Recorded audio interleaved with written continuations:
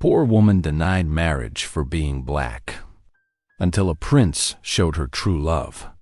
In a world ruled by power, prejudice, and cruel whispers in the churchyard, one servant's dream of happiness was crushed before the very eyes of her village. A simple petition for marriage turned into public shame as the gavel struck and her love was torn away. But just when the crowd turned their backs, a stranger stepped forward, not with pity, but with courage.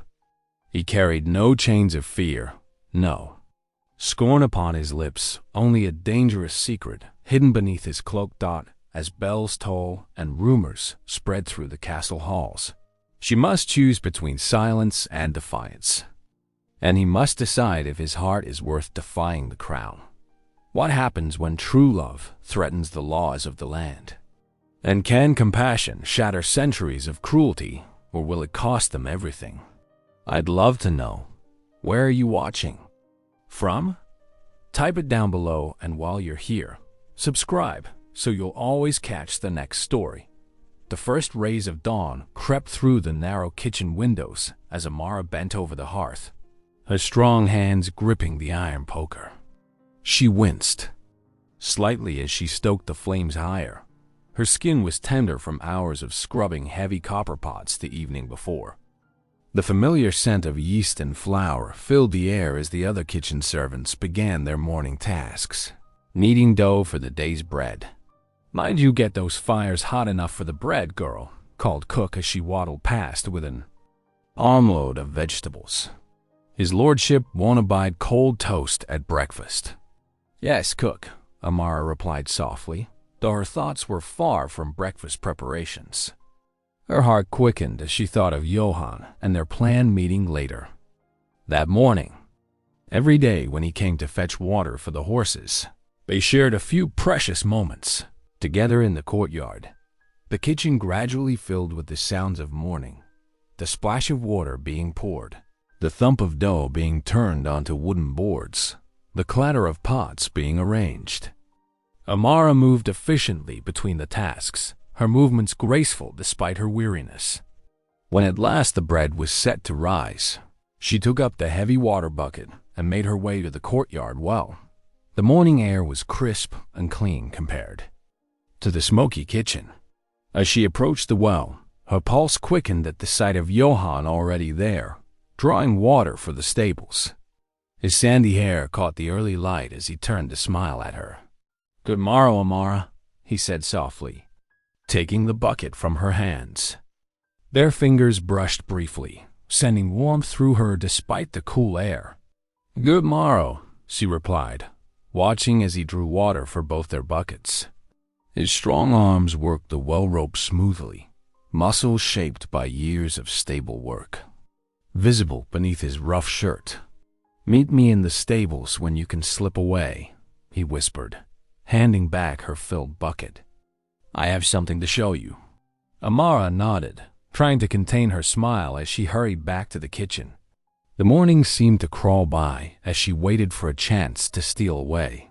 Finally, as the others were occupied with preparing the family's breakfast, she managed to slip out unnoticed. The stable's familiar sense of hay and horse greeted her as she slipped inside. Johann stood in an empty stall, his face breaking into a warm smile as she approached. He took her hands in his rough, palms gentle against her work-roughened fingers. "I've been saving for months," he said softly, reaching into his pocket. "Working extra hours, doing odd jobs in the village." He opened his palm to reveal a small silver pendant on a leather cord. Though simple, it caught the light filtering through the stable roof, gleaming with promise. Amara's breath caught. "Johann!"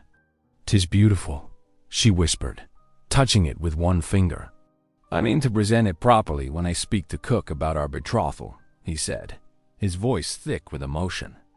"I know 'tis not much, but I wanted you to have something fine, something worthy of you." Tears pricked at Amara's eyes. "I need no fine things," she said.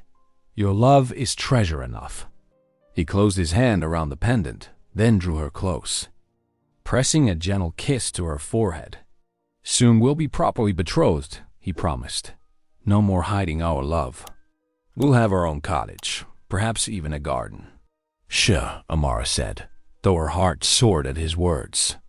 "We must not be found here." Reluctantly, she stepped back. "I must return before I'm missed." That evening, after the long day's work was done, Amara knelt beside her small cot in the cramped servant quarters. The thin mattress was lumpy, the blanket worn, but she hardly noticed these discomforts. Her heart was too full of joy. "Thank you, Lord," she whispered into the darkness, her hands clasped tightly. "Thank you for bringing such love into my life." She touched the spot on her forehead where Johann had kissed her, remembering the weight of his promise and the gleam of silver in his palm. In all her years of service, she had never felt such hope, such possibility. Her prayers that night were filled with gratitude, untroubled by any shadow of what was to come. The Sunday morning bells rang clear across the village, their bronze voices calling the faithful to prayer. Amara smoothed her best dress, faded but clean, as she followed the stream of servants filing into the back pews of the stone church. The wooden benches were hard and worn, polished by generations of humble worshippers. Sunlight filtered through the high windows, casting rainbow patterns from the stained glass onto the floor. Ahead, silk rustled and jewelry glinted as the nobles settled into their cushioned front pews. Amara kept her eyes lowered, but her heart lifted at the familiar shuffle of boots that told her Johann had taken his place among the other servants. The service passed in a blur of Latin prayers and German hymns. Amara's clear voice joined the congregation singing, though her thoughts danced ahead to what Johann had promised would happen after.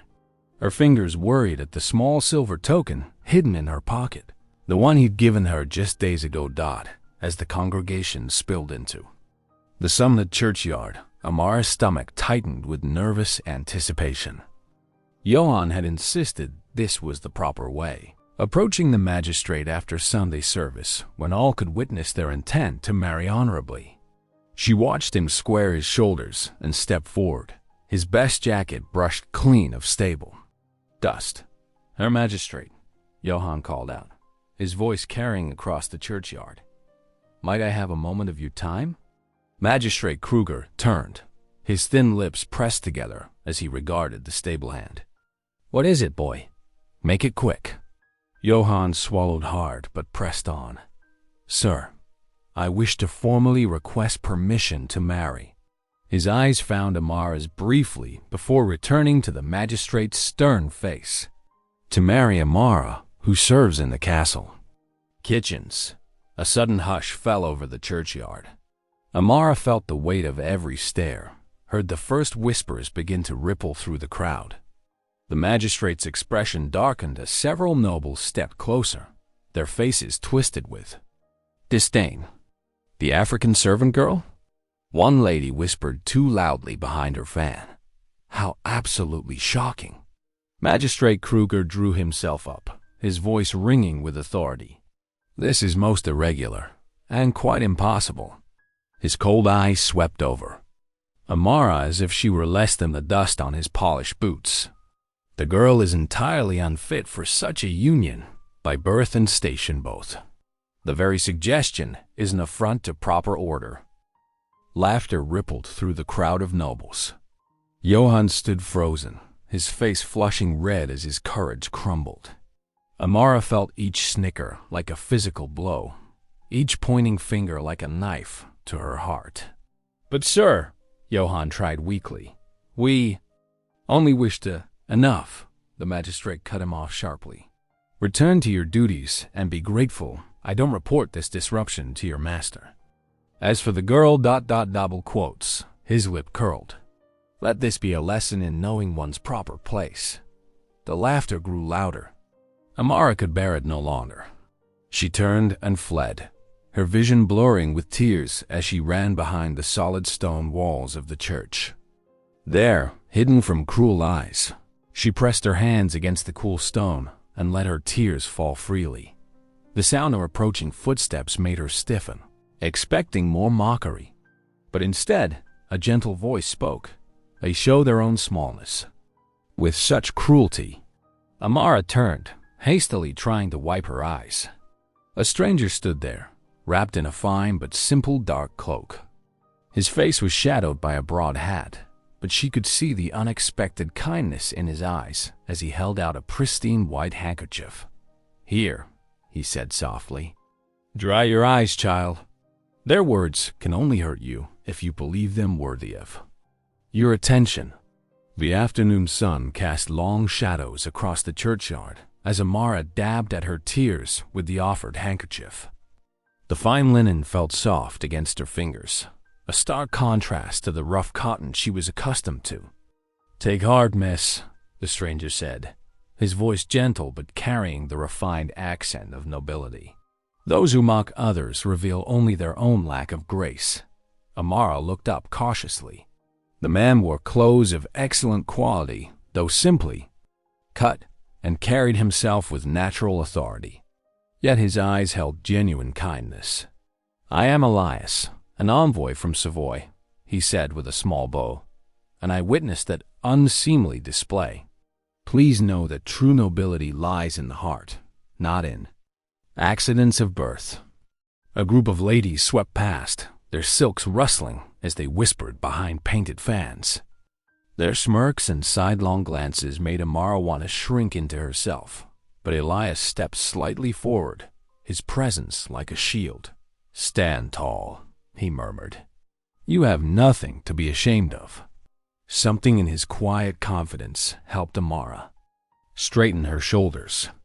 She managed to walk past the tittering nobles with her head high, though her heart still ached. Back in the kitchen, the usual clamor of pots and pans was overshadowed by hushed voices and darting glances. The cook's helper stopped mid-sentence when Amara entered, and the scullery maid suddenly became very interested in scrubbing a perfectly clean pot. "Did you hear?" One maid whispered to another, not quite soft enough. "The magistrate said she was unfit, right there in the churchyard." "Poor thing," came the reply, dripping with false sympathy. "Getting above herself like that, ... Johann burst in through the servant's entrance, his face flushed. "Pay them no mind, Amara," he declared, loud enough for all to hear.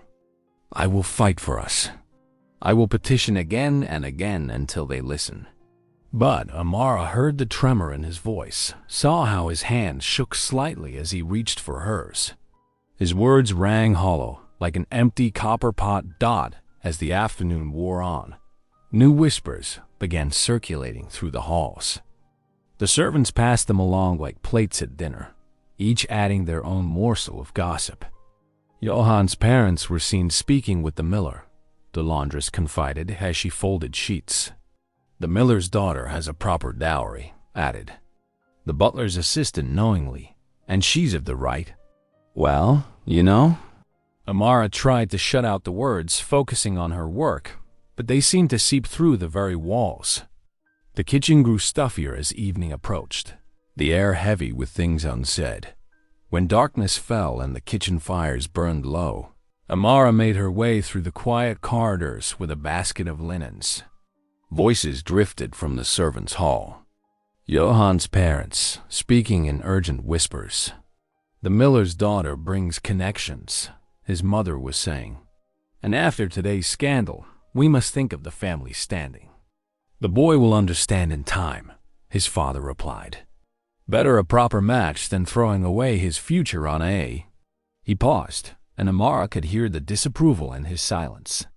"The betrothal can be announced next week," his mother continued. "The miller is eager to seal the arrangement." Amara's hands tightened on the basket until her knuckles went white. The linens she had so carefully folded were crushed against her chest, as if they could somehow protect her heart from breaking. The candles in their wall sconces flickered, casting wavering shadows that seemed to mock her dreams. One by one, they burned lower, like her hopes dying away into the darkness. She stood frozen in the corridor, the voices continuing their cruel planning, until the last flame guttered and went out. The pale light of dawn crept through the kitchen windows as Amara lifted another heavy pot from the wash basin. Her hands trembled, still tender from yesterday's work. Her heart even more so from the memories of Johan's parents' whispered plans. The clatter of pots and pans around her felt distant, as if she were wrapped in a fog of sadness. Tomorrow came a familiar, refined voice, making her start. There stood Elias in the kitchen doorway, earning curious glances from the other servants. He seemed unconcerned by the bustling activity around him or the flour dust in the air. "My lord," Amar said softly, dropping into a curtsy. "The kitchens are no place for ... I find myself curious about all aspects of the household," he interrupted smoothly. "Pray tell, what occupies your thoughts this morning? I noticed you carrying that small book yesterday. Do you read?" Heat rose to Amar's cheeks. "Yes, my lord. The Psalms bring me comfort." "Then we share a love of Scripture," he said, his eyes warming. "Perhaps you might share your favorite passages." And so began a pattern of unexpected encounters. Each morning, Elias would find some reason to pass near wherever Amar worked. In the herb garden, he would pause to ask about the medicinal properties of the plants she tended. Near the stables, he would appear just as she finished delivering fresh linens, inquiring about her thoughts on everything from weather to wisdom. One crisp morning, he found her in the castle's small chapel, where she often read aloud from her Psalter during her brief rest. Hidden behind a column, he listened to her clear, gentle voice giving life to the ancient words. "Your reading brings such peace," he said, stepping into view. "You have a gift for finding the heart of each verse." Amara clutched the book to her chest. "My father taught me letters when I was small," he said. Understanding words was freedom. "For the soul, a wise man," Elias replied. And he raised a daughter of remarkable spirit. Days passed, and Amara found herself looking forward to these brief conversations. Unlike others who saw only her station, Elias asked about her thoughts, her beliefs, her dreams. He listened when she spoke of her father's seafaring tales, of her mother's strength in raising her alone after his passing. She learned, too, that beneath his polished manner lay a deep compassion. She watched him help a kitchen boy who had dropped a heavy basket, saw him ensure elderly servants had rest during their duties. His kindness seemed as natural as breathing. One evening, as the sun painted the sky in shades of amber, Amara carried an armload of kindling to the woodpile near the kitchen door. Elias appeared, as he so often did, though this time his expression was thoughtful. "I have watched you these past days," he said quietly. "Despite cruel words and harder circumstances, you maintained such dignity, such grace." Amara set down her burden, unable to meet his gaze. "I am only what God made me, my lord. You are far more," he insisted. "Others would have broken under such treatment. Yet you show kindness to those who mock you. You find joy in simple things. Your courage in facing each day with hope. It humbles me." His words touched something deep in Amara's heart, a place that had always felt hollow. In Johan's affection, she had found warmth, but this was different. Elias saw beyond her dark skin and servant's dress to the person beneath, her thoughts, her faith, her very soul. "Thank you," she whispered, finally meeting his eyes. The last rays of sunlight caught his face, and in that moment, his expression held something she dared not name. Understanding passed between them, quiet and profound as a prayer. Standing there by the woodpile, Amara felt truly seen for the first time in her life. Not as a servant, not as someone's intended, but as herself, complex, worthy, whole. The evening air grew cool around them, but her heart was warm with a feeling that both thrilled and frightened her. Thunder cracked across the night sky as rain lashed against the castle windows. In the great hall, lit only by flickering torches, a crowd of servants gathered around young Thomas, the kitchen boy. His small frame shook as the steward loomed over him, face red with anger. "This silver goblet was found in your quarters," the steward bellowed, holding up an ornate cup that gleamed in the torchlight. "Theft from the master's table. You'll be whipped at dawn for this." Amara pushed through the crowd, her heart pounding. "No, please," she pleaded, reaching for Thomas's trembling hand. "He's just a child. He would never steal." The steward's cold eyes turned to her. "Hold your tongue, girl. The evidence is clear. The punishment will fit the crime." Thomas clutched Amara's skirts, tears streaming down his dirty cheeks. "I didn't take it, Miss Amara. I swear on my mother's grave." Lightning flashed through the windows, illuminating the scene in harsh white light. In that moment, a commanding voice cut through the thunder. "You will not touch that boy." Elias strode into the hall, his simple clothes belied by his regal bearing. The crowd parted before him like water. Something in his presence made even the steward step back. "My lord steward," Elias said, his voice carrying an authority Amara had never heard before, "I suggest you look more carefully at this matter before condemning a child." The steward sputtered, "But sir, you are merely an envoy. This is a household matter." "I am more than what I appear," Elias cut him off, his eyes flashing like the storm outside. "And I say this boy will not be punished without proper investigation." Amara watched in wonder as the steward bowed deeply, far too deeply for a mere envoy. The other servants whispered among themselves, and Amara felt her suspicions grow. She had seen that kind of deference before, but only in the presence of ... Later. As the storm continued to rage, Elias found her in the small library where she sometimes read to the younger servants. "You have questions," he said softly, closing the door behind him. Amara clutched her psalter to her chest. "Who are you truly, my lord? For you speak with the voice of one used to command." Elias sighed, his shoulders dropping slightly as he moved closer. "I cannot bear to see injustice done," he said, "especially to the innocent. Perhaps because I too live behind a false face." He paused, looking at her intently. "Can I trust you with the truth, Amara?" She nodded, hardly daring to breathe. "I am not merely an envoy," he confessed, his voice barely above a whisper. "I came in disguise to learn the true nature of this household, its people, its hearts."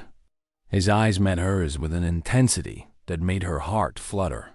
"And I have found more truth in the kitchens than in all the gilded halls above."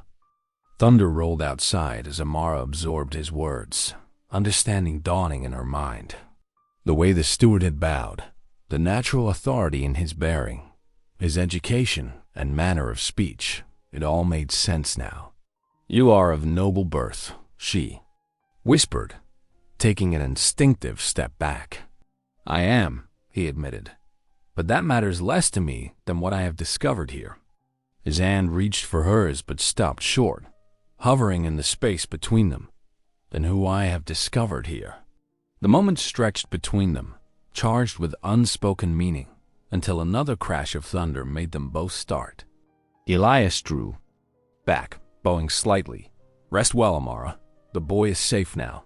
After he left, Amara sank into a chair, clutching her psalter to her chest. Her mind whirled with questions and possibilities she had never dared to contemplate. Could a man of such high station truly see past her humble birth? Could a noble heart truly care for a kitchen maid? She pressed the psalter to her lips, feeling the worn leather against her skin, and whispered her confusion into the storm-dark night. The morning sun cast long shadows across the castle gardens as Amara hurried along the gravel path, her heart fluttering like the birds in the cherry trees above. A messenger had brought word that the envoy from Savoy required a guide through the gardens, and specifically requested her presence. She found Elias waiting by the marble fountain, water tinkling softly behind him. His simple dark cloak seemed at odds with the refinement of his bearing. just as it had that stormy night when he'd commanded the steward with such authority. "Good morrow, miss," he said, bowing slightly. "I trust I haven't pulled you from important duties?" "No, my lord," Amara replied, keeping her eyes lowered as was proper. "The morning bread is baked, and the breakfast dishes are cleaned. Then perhaps you might walk with me? These gardens are quite extensive, and I find myself in need of a knowledgeable companion." They strolled together past beds of late-blooming roses, their petals heavy with dew. Marble statues watched their progress through the paths, their blank eyes somehow less judgmental than those of the castle's inhabitants.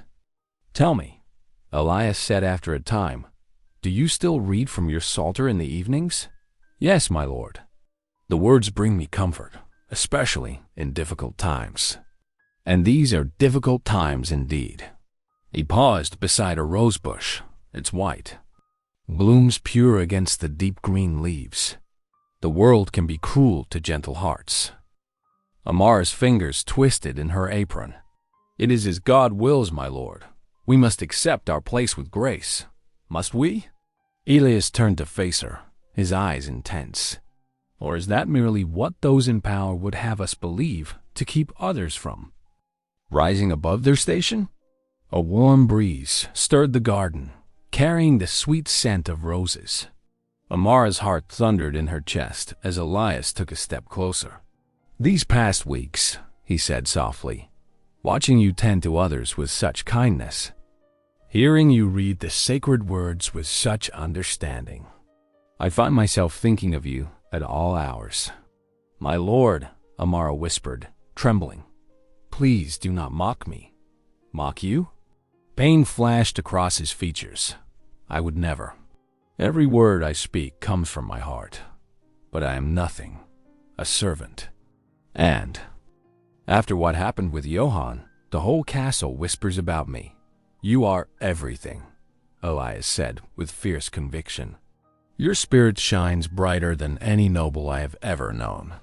Your faith gives you a dignity that birth cannot bestow." Tears pricked at Amara's eyes. I dare not hope. The world is too cruel, too ready to judge. Then let me be cruel to the cruel world." Elias reached for her hand, his touch gentle. "I have watched you suffer their sneers with such grace. I have seen your strength when others would have broken. And I find myself caring for you more deeply than I ever thought possible." Amara's voice shook as she admitted, "I care for you as well, though it frightens me. The ridicule, should anyone know ... double coats. Let them ridicule," Elias said. "They're small.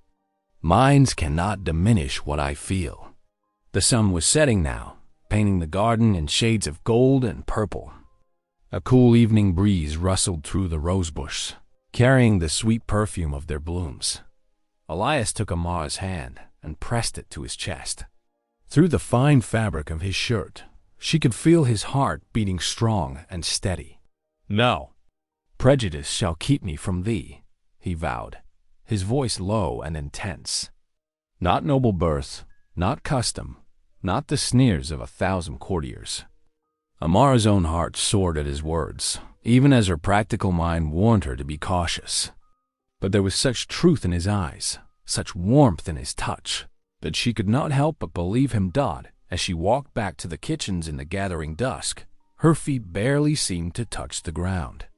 The familiar sense of bread and wood smoke welcomed her home, but for the first time in her life, Amara allowed herself to dream of a different future. Hope bloomed in her heart like the roses in the garden, fragile perhaps, but beautiful beyond measure. The great hall blazed with 100 beeswax candles, their light dancing off golden platters and crystal goblets. Nobles in their finest silks and velvets filled the long tables, their jewels sparkling like stars against the flickering flames. Amara moved quietly among them, crystal wine pitcher in hand, her feet aching from hours of service. The steward had commanded extra care tonight. Some grand announcement was expected, though none of the servants knew what. Even the noble guests whispered amongst themselves, wondering at the gathering's purpose. Suddenly, trumpets rang out, their bright notes silencing all conversation. The majordomo's voice boomed through the hall. "His Royal Highness Prince Elias of Savoy." The pitcher nearly slipped from Amara's trembling hands. She steadied it just in time, her heart pounding against her ribs. There, entering in magnificent royal attire of deep blue and gold, stood Elias, not the humble envoy she'd known, but crowned in his true station. At his side glided a woman of striking beauty, her gown of emerald silk rustling with each step. The Duchess of Marburg carried herself with practiced grace, her jeweled fingers resting lightly on the prince's arm. "My honored guests," Prince Elias addressed the hall, his voice carrying clearly to every corner. "I come before you tonight to announce a union that will strengthen both our lands. The Duchess of Marburg has consented to be my bride, joining our noble houses in blessed matrimony." Applause thundered through the hall. Amara felt the sound wave over her like physical blows. She forced herself to keep pouring wine, though her vision blurred with unshed tears. Each time she approached the high table, she kept her eyes lowered, unable to look at the man who had spoken so tenderly to her just days before. But she could not help noticing how stiffly he sat, how his smiles never reached his eyes as he nodded to well-wishers. Once, just once, his gaze flickered toward her, so briefly she might have imagined it, but the pain in his expression was unmistakable. The Duchess of Marburg missed nothing. Her sharp eyes caught that fleeting look, and her perfectly painted lips tightened. She leaned closer to Elias, laying her hand possessively over his, while her gaze tracked Amara's movements with growing suspicion. "More wine," the Duchess commanded sharply when Amara passed. Her voice dripped with honey-coated venom. "Though try not to spill it, girl. These linens are worth more than you'll earn in a lifetime." Amara's hand shook as she poured, but she managed to keep the wine steady. "Yes, Your Grace," she murmured, retreating as quickly as propriety allowed. The feast dragged on endlessly. Course after course was served while musicians played and nobles laughed. Amara moved through it all like a ghost, her heart turning to stone with each passing hour.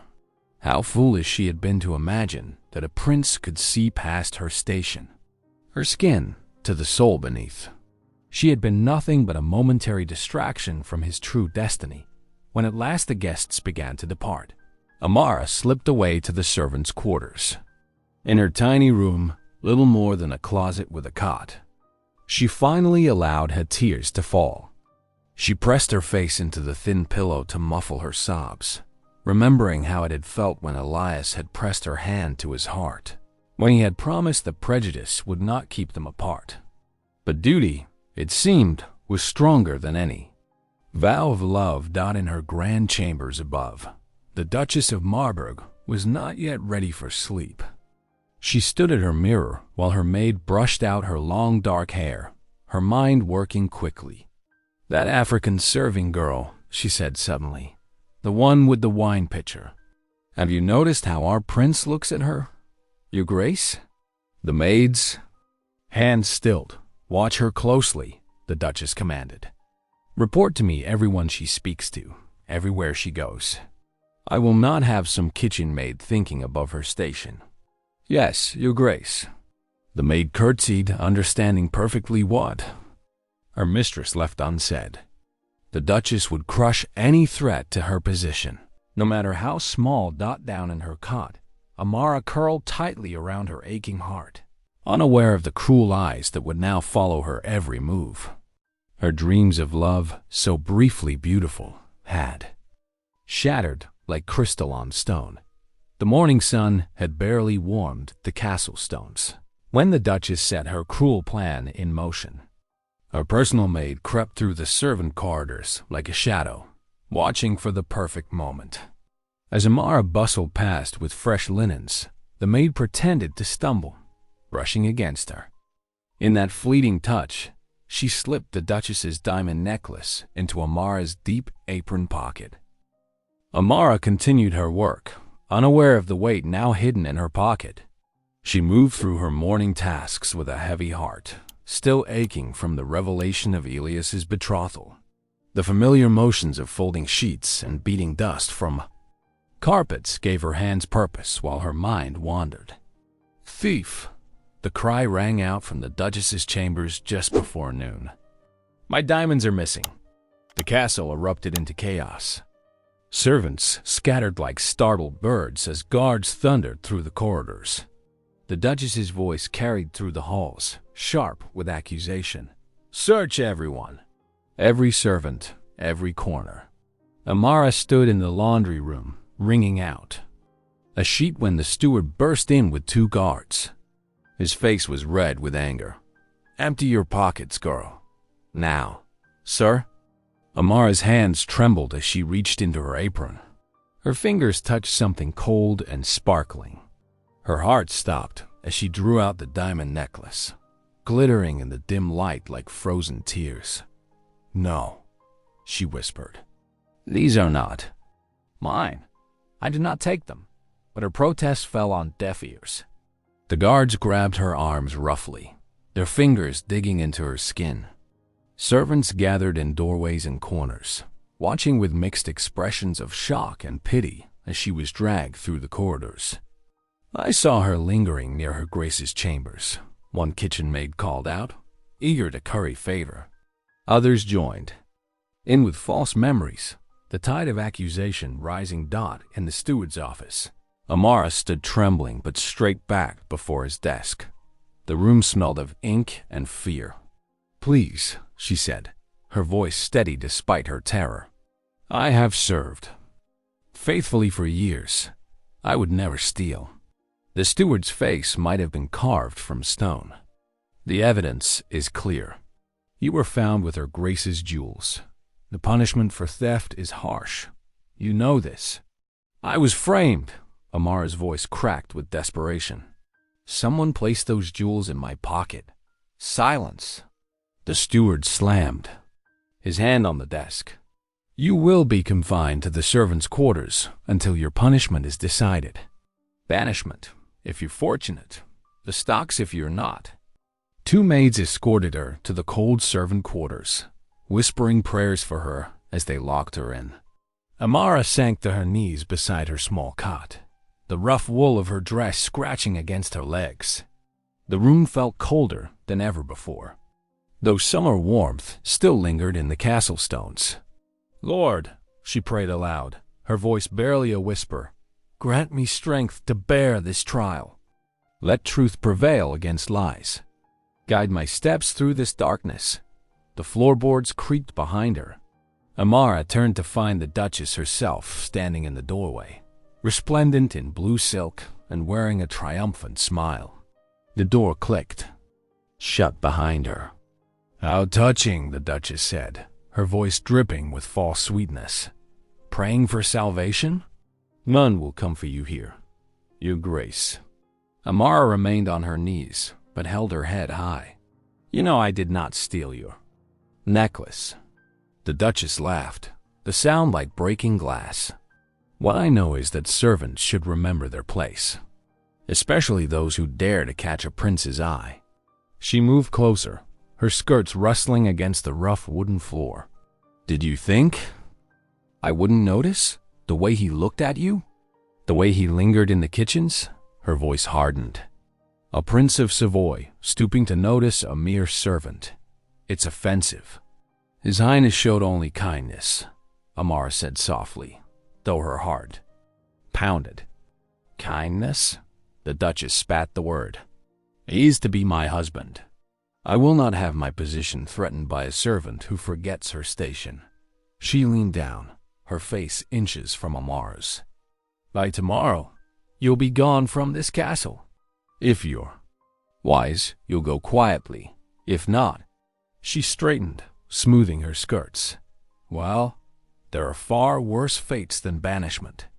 Morning light streamed through the high windows of the great hall, casting long shadows across the polished marble floor.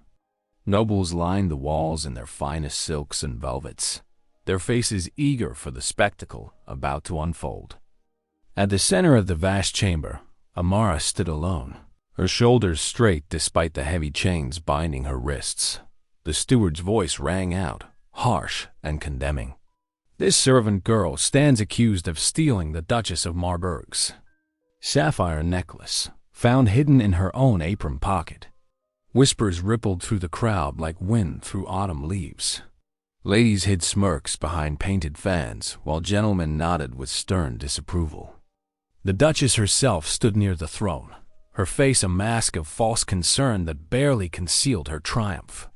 "Such wickedness must be punished," a nobleman called out. "Let her be made an example." Amara's voice trembled but remained clear. "I am innocent, my lords. I have never stolen anything in my life." Cruel laughter echoed off the stone walls. The Duchess stepped forward, her silk skirts rustling. "Who would believe the word of a common servant against a woman of my standing? Just." Then, a commanding voice cut through the mockery. "I would." The crowd parted as Prince Elias strode forward, no longer wearing the simple clothes of an envoy, but dressed in the full regalia of Savoy. Gold braid gleamed on his jacket, and a sword hung at his side. Gasps filled the hall as nobles rushed to bow before their prince. "Your Highness," the Duchess stammered, her face paling. "I did not expect—" "No," Elias said coldly. "You did not expect me to unmask your plot." He turned to address the gathered court. "I am Elias, Prince of Savoy, and I have witnessed this woman's cruel scheme. The Duchess herself planted those jewels to destroy an innocent soul." The Duchess's face twisted with rage. "How dare you accuse me? This servant girl has bewitched you." "Silence!" Elias's voice rang with authority. He moved to stand beside Amara, his presence like a shield.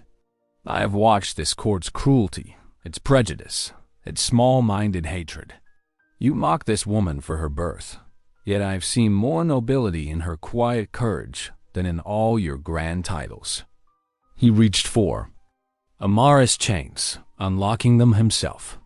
They fell to the floor with a clang that echoed through the suddenly silent hall. "Your Grace," he addressed the king directly, "I must speak truth before your throne. Nobility lies not in birth nor station, but in the courage to love truth. I have found such courage in this woman, who faces scorn with dignity and meets hatred with grace." The king leaned forward on his throne, his aged face thoughtful. "Strong words, young prince. You would defend a servant against a duchess? I would defend truth against lies, justice against cruelty," Elias declared. "And more, I would break these chains of prejudice that bind us all." A hush fell over the court as the king slowly rose. His voice, when it came, carried the weight of law. "We have seen too much falsehood in these halls, too much pride masquerading as nobility." His stern gaze fell upon the Duchess, who shrank back. "Prince Elias speaks with wisdom beyond his years. Let it be known that in our realm, truth and virtue shall be honored above all." The king's next words sent shockwaves through the assembly. "Prince Elias of Savoy, you have our consent to wed whom you choose, be she noble or common born. Let your union show that true nobility dwells in the heart." Before the astounded court, Elias took Amara's trembling hand in his. Her dark eyes met his, filled with wonder and joy. The nobles watched in stunned silence as their prince stood proudly beside a former servant, their fingers intertwined in defiance of every social barrier. "My heart chooses her," Elias proclaimed, his voice ringing with certainty. "In Amara, I have found both truth and love." The Duchess fled the hall in humiliation, her plot exposed, her ambitions crumbling to dust. But Amara barely noticed, lost in the warmth of Elias's gentle smile and the knowledge that their love, against all odds, had triumphed over prejudice and pride. The morning sun streamed through the ancient stained glass windows of the village church, casting jeweled light across the worn stone floors. Flowers gathered from cottage gardens lined the wooden pews where servants and villagers sat shoulder to shoulder, their faces bright with joy. The scent of lily and fresh-baked bread filled the air, a humble offering from the kitchen staff who had worked through the night to prepare for this day. Amara stood at the church doors, her heart beating like a dove's wings beneath the simple white linen of her wedding dress. Though lacking the silk and pearls of noble brides, she wore her gown with the grace of a queen. A crown of white roses rested upon her dark curls, and in her hands she held a bouquet of wildflowers gathered by the village children at dawn. The small servant boy, who had once faced false accusation, now proudly carried her train, his face beaming. Behind her, kitchen maids wiped happy tears with their aprons, remembering countless shared dawns over steaming pots and freshly kneaded dough. As the church bells began their joyous peal, Amara took her first step down the aisle. The assembled villagers and servants rose, their faces glowing with pride and affection for the girl who had served among them with such gentle dignity. Even some nobles stood among the crowd, those whose hearts had been touched by the truth of love that knew no boundaries. At the altar, Prince Elias waited, resplendent in his formal uniform, yet wearing the same tender smile that had first offered comfort behind a church so many months ago. His eyes never left Amara as she approached, seeing not the servant girl others had scorned, but the woman whose courage and faith had captured his heart. The priest's voice rang clear through the hushed church as he spoke of love's power to transform and unite. Sunlight caught the tears in Amara's eyes as she and Elias exchanged their vows, their words simple but profound with truth and devotion. Among the witnesses, Johann stood quietly at the back of the church. When the ceremony ended, he approached the newly wedded couple, his head bowed in humility. "I ask your forgiveness," he said softly to Amara. "I was weak when you needed strength, but I see now what true courage looks like." Amara's smile held no bitterness, only gentle understanding. "Be at peace," she replied. "God's plan leads us where we need to be." Elias's hand tightened reassuringly around hers, and Johann bowed deeply before stepping back as evening descended. The great hall of the castle blazed with hundreds of candles. Servants who had once given orders to Amara now bowed as she passed, while nobles who had once sneered found themselves unable to resist the joy that radiated from the new princess's face. Amara walked beside Elias through the hall, her simple white gown now seeming more elegant than the finest silk. The candlelight caught the single strand of pearls at her throat, Elias's wedding gift, chosen to match the pure and simple beauty of his bride. Cheers erupted from the servants gathered along the walls, their genuine delight warming the vast space more than any fire could. Even the most resistant nobles found themselves bowing, moved despite themselves by the evident love between prince and princess. Pausing in a quiet moment, Amara felt tears well in her eyes as she looked around the grand hall. Here, where she had once served in shadows, she now stood in light. Her dignity, once denied by those who saw only station and skin, had been restored by a love that saw straight to her soul. Elias drew her close, understanding without words the depth of emotion in her heart. "My princess," he whispered, his voice carrying all the pride and tenderness that had first given her courage to hope. Thanks for watching.